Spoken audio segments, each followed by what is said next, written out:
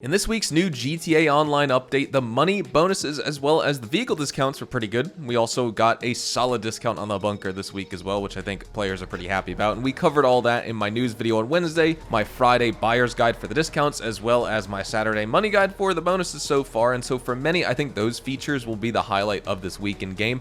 But please do not forget about all of our limited time rare vehicles that were also added back into the game for this weekly update as well. Perhaps you've already stopped by Premium Deluxe Motorsport to check them out, but if you have not, or if you just want a proper analysis on what these cars are like, what it's like to drive them, any cool features they have, etc., then let this video help you out today. Our focus is going to be on these returning cars in particular, and we're going to be examining aspects such as their speed, acceleration, handling, braking, maybe some customization options, and basically their overall desirability if you add them to your collection. With only 5 vehicles to cover, we don't have quite as many this week like we've had in the past couple weeks where we've had 8 removed vehicles, but we still have plenty to discuss, so let's dive in. If you enjoy this video at any point, or if you just find it helpful, let me know by dropping a like on it, and if you want to stay up to date with everything GTA Online and Rockstar games, then please consider hitting that subscribe button with your bell notifications turned on. Jumping in, we have the Ocelot XA21, which is available for $2,375,000 from Simeon's Premium Deluxe Motorsport this week. And this car in particular stands out with its unparalleled traction capabilities as well as its exceptional cornering capabilities as well. I think it surpasses many other supercars in the game in terms of that, and it definitely keeps up in terms of handling and traction when you compare it to something like the Progen Emirates or even the Benefactor Krieger. And this car's remarkable grip also allows for really smooth navigation through those corners. However, the top speed is probably the drawback here because it's only average for its class, especially without full acceleration upgrades. But I'd say the driving experience of the XA21 is something more reminiscent to the Tempesta because it has that excellent cornering, it's got all-wheel drive, but it's got that average top speed. Nonetheless though, with the right upgrades to boost its acceleration,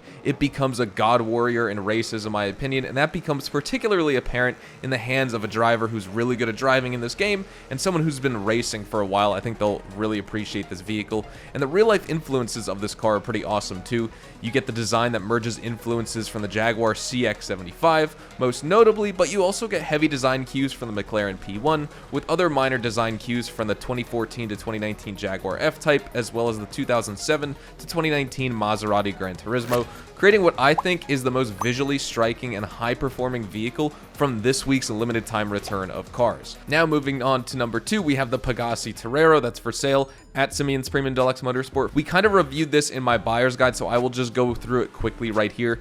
This car offers performance and handling characteristics that are kind of similar to other classic sports cars in the game, probably most notably the Cheetah Classic, which we discussed in my discount vehicles buyer's guide on Friday, so link below if you want to go watch that. So you get that nice agile handling, you get some quick acceleration with the Terrero, and despite its lower than average top speed as well of only 117 miles an hour, it's something I kind of find really annoying with this car because you still get a lot of fishtailing because this car has a very heavy rear end. I mean, I'm talking it has a dump truck of a rear end, so you're going to be ultra prone to fishtailing when you take corners really sharply, even if you're not going that fast. And then the durability is also not that great, but design-wise, this car is really cool. It draws heavy inspiration from the iconic Lamborghini Countach, so if you want a classic sports car with great history, this could be worth picking up and adding to your classics car collection. Moving on to number 3 though, we have the classy Tulip, which is for sale also at Simeon's Premium Deluxe Motorsport like the rest of these vehicles.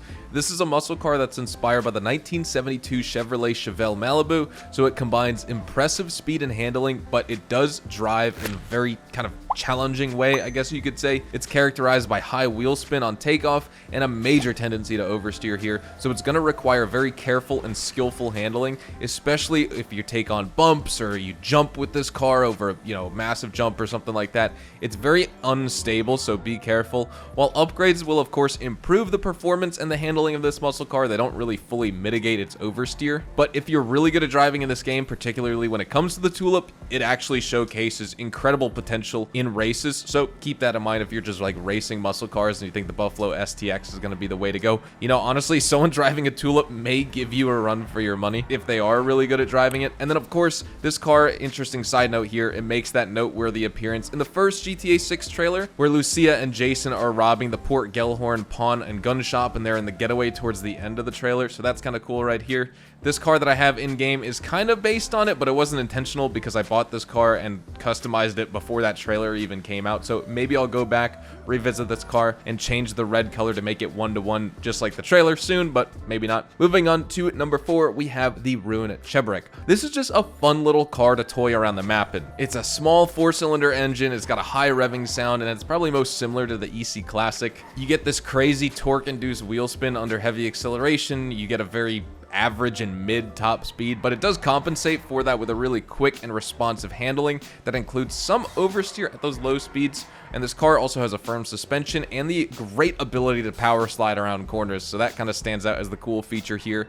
And also has, I would say, acceptable braking and honestly pretty good crash deformation as well. It's a small mass car, and it does have some kind of weird customization where you can add like cardboard skirts and spoilers and air intakes and all this crazy stuff, but obviously that's just kind of like a joke. Overall, I think you get a very unique driving experience in this game with the Chrec, and it does composite design elements from the Lada Classic series, combining elements from different models like the Vaz 2101 or the 2106. So you have a nice blend of these nostalgic references to iconic Soviet vehicles, so you may want to pick it up just for that reason. And then for number 5, we have the Dinka Thrust, and I was actually pleasantly surprised by this bike when I purchased it and I started riding around the map on it. The Dinka Thrust motorcycle has a really good acceleration and a remarkable top speed for it being more based on like a sport touring bike in this game, though the handling is probably more tailored to those straight paths than sharp turns due to it having a really wide turning circle, and these characteristics kind of make it less ideal for those twisty tracks, yet it does excel in performing wheelies,